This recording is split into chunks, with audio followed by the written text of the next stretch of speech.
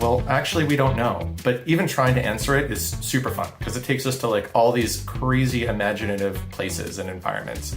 Some people think it started in hydrothermal vents at the deepest, darkest, warmest parts of the ocean. Some people think it created in these little ponds that material was collected and concentrated within. And other people think it maybe formed in environments that were a combination of those things, like maybe a big impactor came in from space and made a pond with a vent at the bottom of it. And part of how we research this is by looking at those environments, the wild places that could have existed on early Earth that led to the formation of life, the chemistry that's required for life to have originated, and then also thinking about what life is in the first place and what life requires.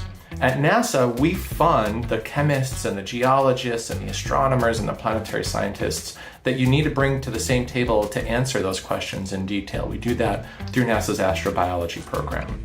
And we incorporate thinking on how life originated or could originate elsewhere into our missions and our planning to look for life on planets beyond Earth, whether that's on Mars or in the ocean worlds of our outer solar system, or with big space telescopes that can look for signs of life on planets around other stars. So how did life begin on Earth?